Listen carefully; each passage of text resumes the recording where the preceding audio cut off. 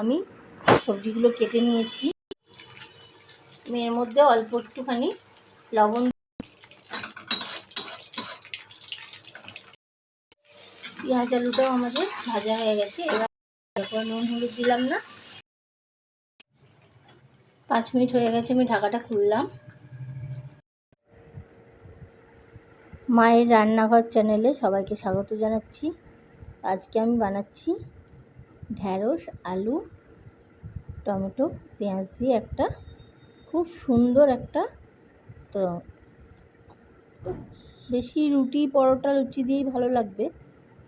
তো আমি রাতেরই সবজি বানাচ্ছি। আমি এগুলো ধুয়ে কেটে নেব। আমি সবজিগুলো কেটে নিয়েছি, পেঁয়াজও কুচি কুচি করে কেটেছি, টমেটো, ঢ্যাঁড়স, আলু। আমি ঢ্যাঁড়সগুলো সবার প্রথমে ভেজে তুলে নেব। আমি ঢ্যাঁড়সগুলো ভাজবো। আমি তেলটা গরম করে আবার একটু ঠান্ডা করে নিয়েছি, কারণ ঢ্যাঁড়সটা দেওয়ার সাথে সাথে না এত ছেটাই পুরো একদম হয়ে যায়। তো ওই জন্য আমি একটু ঠান্ডা করে নিয়েছি। এবার আমি ঢ্যাঁড়সগুলো দিয়ে দেবো।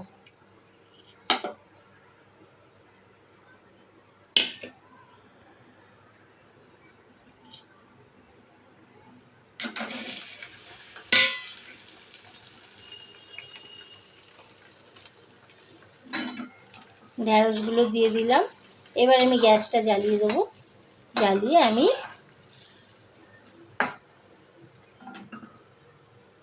ঢ্যাঁড়সটা ভালো করে ভেজে নেব।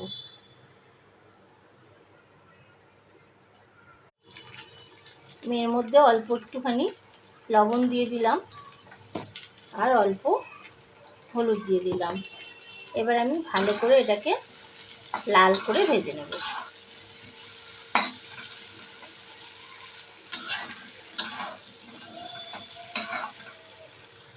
আমি ওই তেলের মধ্যে কালো জিরে দিয়ে দিলাম। কালো জিরেটা দিয়ে আমি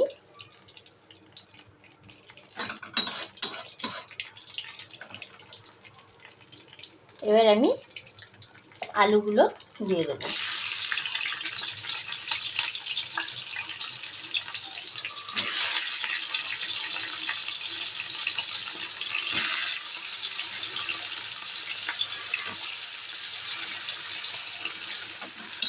আলুগুলো আমি একটু লবণ হলুদ দিয়ে ভাজবো।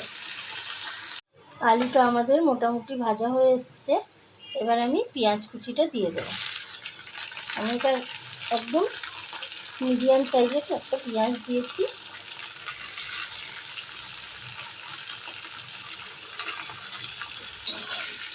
এবার পেঁয়াজ আলুটা আমি একটু ভেজে নেব।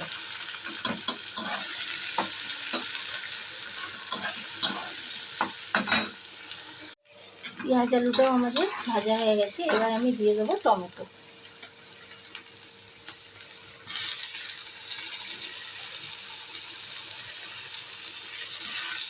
টমেটোটা দিয়েও আমি একটু নাড়াচাড়া করে নেব। আমাদের ঢ্যাঁড়সটা তো আমি আগেই লাল করে ভেজে তুলে রেখেছি, আর এখানে টমেটো, আলু, পেঁয়াজ সবই আমার ভাজা হয়ে গেছে। এবার আমি দুটো চিরা কাঁচা লঙ্কা দিয়ে দিলাম।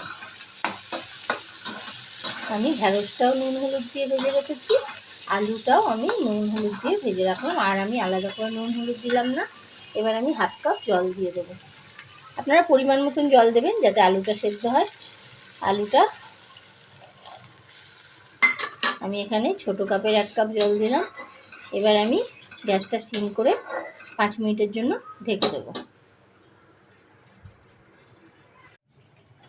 5 মিনিট হয়ে গেছে, আমি ঢাকাটা খুললাম। তো আলুগুলো গলে গেছে। এবার আমি ভেজে রাখা ঢ্যাঁড়সগুলো দিয়ে দিলাম। এবার আমি দিয়ে 1 মিনিট মতন ভালো করে ফুটিয়ে নেব।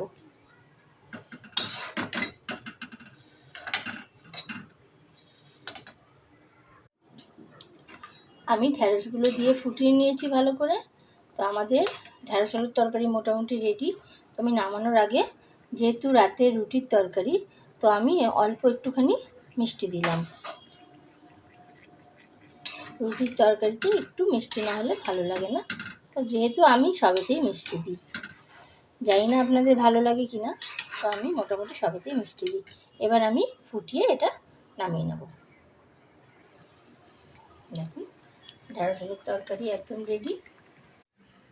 তো আমাদের একদম নতুন ধরনের ঢ্যাঁড়স আলুর তরকারি একদম রেডি গরম গরম রুটির সাথে খাওয়ার জন্য।